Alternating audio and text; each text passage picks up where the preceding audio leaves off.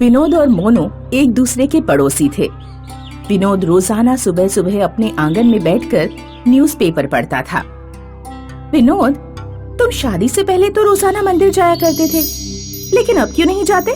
तुमसे शादी करने के बाद मेरा भगवान से भरोसा उठ गया, इसीलिए नहीं जाता। अचानक न्यूज़पेपर से एक कैलेंडर निकल कर गिरा। विनोद ने सोचा कि वो कैलेंडर न्यूज़पेपर वालों की तरफ से आया है। उसने अपने घर में कैलेंडर टांग दिया। एक दिन विनोद की पत्नी ने उससे पूछा, अगले महीने मेरे भाई पप्पू की शादी है, मुझे मायके जाना है और इस बार मैं अपनी सवारी से जाऊंगी। तुम इस महीने मोटरसाइकिल खरीदने वाले थे, क्या हुआ उसका? हाँ, मैं इसी महीने खरीदने वाला था, लेकिन भूल गया। विनोद की पत्नी ने कैलेंडर पर मोटरसाइकिल लिख दिया। मैंने कैलेंडर पर बड़ा बड़ा मोटरसाइकिल लिख दिया है ताकि तुम्हें ध्यान रहे। संडे वाले दिन मोटरसाइकिल एजेंसी जाना है। संडे को जब विनोद और उसकी पत्नी सोकर उठे तो उनके घर पर नई चमचमाती हुई मोटरसाइकिल खड़ी थी। दोनों को कुछ नहीं समझ आया कि उनके घर मोटरसाइकिल कहां से आ गई। मोटरसाइकिल के पीछे एक पर्ची चिपकी थी जिस पर लिखा था, जादुई कैलेंडर का इनाम। जादुई कैलेंडर पाकर विनोद और उसकी पत्नी बहुत खुश हुए। विनोद तुरंत मिठाई खरीद कर लाया और पड़ोस वाले मोनू के घर गया। लेकिन मोनू के घर पहुंचते ही उसकी सारी खुशी गम में बदल गई। विनोद भाई साहब, अच्छा हुआ आप हमारे घर आए। मैं मिठाई लेकर आपके ही घर आ रहा था, क्योंकि हमारे घर आज सुबह पता नहीं कहां से 2 नई मोटरसाइकिल आ गई है। विनोद उतरा हुआ चेहरा लेकर अपने घर लौटा और अपनी पत्नी से बोला, इस जादुई कैलेंडर में कुछ गड़बड़ है। ये अगर हमें कोई एक चीज देगा तो उसकी दुगनी चीजें हमारे पड़ोसी को भी देगा। ये क्या बकवास कर रहे हो? विनोद की पत्नी ने अगले दिन की डेट पर लिख दिया, मुझे हार चाहिए। अगले दिन सुबह उसे हार मिल गया। विनोद की पत्नी अपना हार दिखाने मोनू की पत्नी के पास पहुंची, लेकिन मोनू की पत्नी के पास 2 हार आ चुके थे।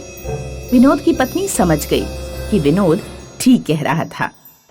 जादुई कैलेंडर जो उन्हें देता है उसका 2 गुना उनके पड़ोसी को दे देता है। विनोद और उसकी पत्नी अब कैलेंडर से परेशान होने लगे। हम इस कैलेंडर की मदद से अमीर बन सकते हैं, लेकिन हमारा पड़ोसी मोनू दुगना अमीर हो जाएगा। नहीं, ये मैं बिल्कुल सहन नहीं कर सकती कि पड़ोस वाले दोगुने अमीर हो जाएं। तुम एक काम करो, जादुई कैलेंडर मोनू के घर दे आओ।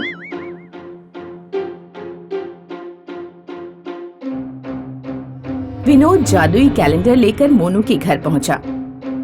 मोनू, मेरे पास कहीं से एक जादुई कैलेंडर आ गया है। तुम इस पर जो भी लिख दोगे उस तारीख को तुम्हारी ख्वाहिश पूरी हो जाएगी। हमने तो अपने घर काफी चीजें इकट्ठी कर ली हैं, इसलिए मैंने सोचा कि अब ये कैलेंडर तुम्हें दे दूं। तुम भी इस कैलेंडर से अपनी जरूरतें पूरी कर सकते हो। आखिर तुम हमारे पड़ोसी हो और मैं तुम्हारा ख्याल नहीं रखूंगा तो कौन रखेगा? मोनू और उसकी पत्नी जादुई कैलेंडर पाकर फूले नहीं समाये। उन्होंने कैलेंडर पर लिखकर हर एक चीज अपने घर मंगा ली। उधर विनोद का घर सामान से फटा जा रहा था, क्योंकि उसके घर मोनू से 2 गुना सामान इकट्ठा हो चुका था। मोनू की पत्नी ने विनोद के घर में झांक कर देखा और सारी बात जाकर मोनू को बताई। अच्छा, अब मैं समझा कि विनोद इतने प्यार से हमें ये कैलेंडर क्यों दे गया। लेकिन वो चिंता ना करे, ऐसा सबक सिखाऊंगा कि याद रखेगा। मुझे और मेरी पत्नी को एक आंख से दिखाई ना दे। अगले दिन सुबह को बात सच हो गई। मोनू और उसकी पत्नी को एक आंख से दिखाई देना बंद हो गया, लेकिन उधर विनोद और उसकी पत्नी को दोनों आंखों से दिखाई देना बंद हो चुका था।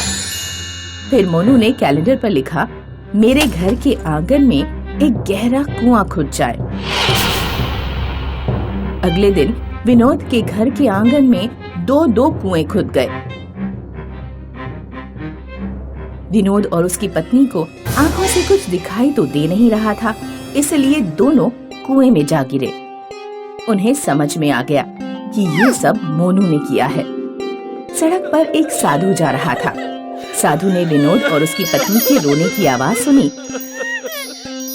तो उनके आंगन में गया। और उन दोनों को कुएं से बाहर निकाला। विनोद ने सारी बात साधु को बताई। साधु ने मोनू और उसकी पत्नी को भी बाहर बुलाया। विनोद और मोनू, तुम्हें शायद ध्यान नहीं है, तुम दोनों के पिताजी मेरे शिष्य थे। उन्होंने मेरी बहुत सेवा की थी। उसी से प्रसन्न होकर मैंने विनोद को एक जादुई कैलेंडर दिया, लेकिन तुम लोगों की ईर्ष्या एक दूसरे को ले डूबी। विनोद, अगर तुम्हारे अंदर ईर्ष्या ना होती तो तुम अपना कैलेंडर मोनू को नहीं देते, और मोनू, अगर तुम्हारे अंदर ईर्ष्या ना होती तो तुमने विनोद को अंधा करके कुएं में ना गिराया होता। अपने सुख से ज्यादा तुम्हारा ध्यान दूसरों के दुख पर रहा। अगर तुमने अपने सुख और खुशियों पर ध्यान दिया होता तो ये नौबत कभी नहीं आती। विनोद और मोनू को अपने ऊपर बहुत शर्म आई। साधु ने कैलेंडर पर लिखा कि सब कुछ पहले जैसा हो जाए, और कैलेंडर लेकर गायब हो गया। महाराष्ट्र के पास एक गांव में राजेश नाम का एक किसान अपनी पत्नी रानी के साथ रहता था। राजेश खेती करके अपने घर का गुजारा किया करता था, मगर इससे उनका घर अच्छे से नहीं चल पा रहा था। कभी कभी तो उनके पास खाने तक के भी पैसे नहीं होते थे। सुनो जी, आप कोई और काम देख लो, ऐसे तो हमारे घर का गुजारा नहीं हो पाएगा। हाँ रानी, तुम सही बोल रही हो। मैं कल ही अपने दोस्त के पास जाऊंगा और उसे मेरे लिए कोई काम ढूंढने को कहूँगा, जिससे मैं ज्यादा पैसे कमा सकूं। राजेश अगले दिन अपने दोस्त सुमित के पास जाता है। सुमित बहुत ही नामी आदमी था। वो घोड़ों की रेस की प्रतियोगिता कराया करता था। और भाई सुमित, कैसे हो? अरे राजेश, बहुत दिनों बाद मिले हो भाई। मैं तो बढ़िया हूँ, तुम बताओ कैसे हो? घर में सब ठीक? बस क्या ही बताऊं भाई, तुम्हें तो पता है कि खेती करके ज्यादा कमाई नहीं होती। मुझे कुछ काम बता दो जिससे मैं थोड़े ज्यादा पैसे कमा सकूं। तो क्यों ना राजेश, तुम भी अपना एक घोड़ा खरीद लो और घोड़े की रेस की प्रतियोगिता में भाग लो। हम हर महीने प्रतियोगिता कराते हैं। तुम्हें पता है, जीतने वाले को 5 लाख का इनाम मिलता है। राजेश 5 लाख का इनाम सुनकर चौंक जाता है। क्या कहा? 5 लाख का इनाम? इतना तो मैं पूरे साल में नहीं कमा पाता। हाँ, तो तुम भी एक अच्छा सा रेस का घोड़ा देख लो और प्रतियोगिता की तैयारी करो। राजेश फिर अपने घर आ जाता है और घर आते ही वो रानी को सारी बातें बताता है। रानी को भी बात अच्छी लगी थी। गांव के पास में एक मेला लगा है, जहाँ पर लोग दूर दूर से घोड़ा खरीदने आते हैं। राजेश भी अपनी जमा पूंजी इकट्ठी करके उस मेले में घोड़ा खरीदने जाता है। राजेश वहाँ काफी घोड़े देखता है, मगर उसे कोई अच्छा घोड़ा नहीं दिखता। तभी आखिर में उसे एक पीले रंग का घोड़ा दिखा और देखते ही उसने मन बना लिया कि वो ये घोड़ा लेगा। ये तो बहुत ही सुंदर लग रहा है, मुझे यही घोड़ा खरीदना चाहिए। बस फिर राजेश घोड़े को अपने घर ले जाता है।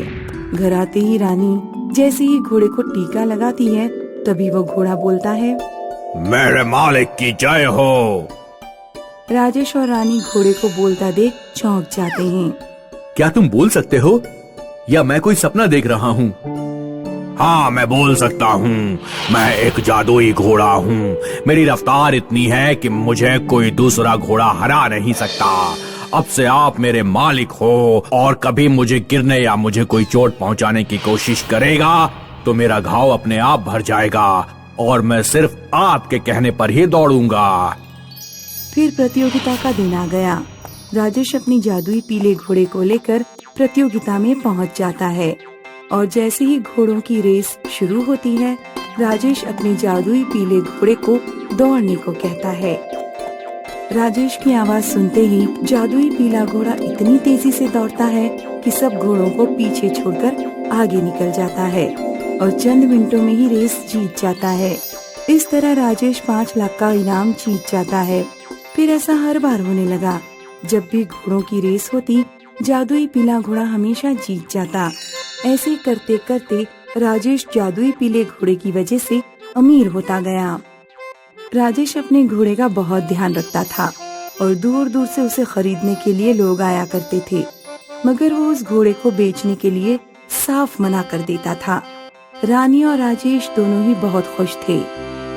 हमारे घर में जब से ये जादुई पीला घोड़ा आया है, हमारी तो तब से किस्मत ही बदल गई है, और मुझे तो लगता है ये घोड़ा भगवान ने हमारे लिए एक फरिश्ते की तरह भेजा है। हाँ रानी, तुम बिल्कुल सही कह रही हो। बबलू नाम का एक आदमी जो हमेशा घोड़ों की रेस जीता करता था, वो राजेश के पीले घोड़े की वजह से रेस हारने लगा था। तब से वो राजेश से चिढ़ने लगा। मुझे राजेश के घोड़े को जीतने से रोकना होगा, कहीं वो मेरे से ज्यादा अमीर ना हो जाए। और बबलू मन ही मन उसे हराने के लिए तरकीब ढूंढता रहता था। तभी वो एक बार सोचता है, क्यों ना मैं राजेश के घोड़े की एक टांग ही तोड़ दूं। अगर वो दौड़ेगा ही नहीं तो रेस में भाग कैसे लेगा। प्रतियोगिता के एक दिन पहले रात को बबलू राजेश के घर में चुपके से आ जाता है और एक डंडे से जादुई पीले घोड़े की टांग पर जोर जोर से मारता है। घोड़े की टांग से खून बहने लगा था, लेकिन फिर जादुई पीले घोड़े का घाव अपने आप भर गया।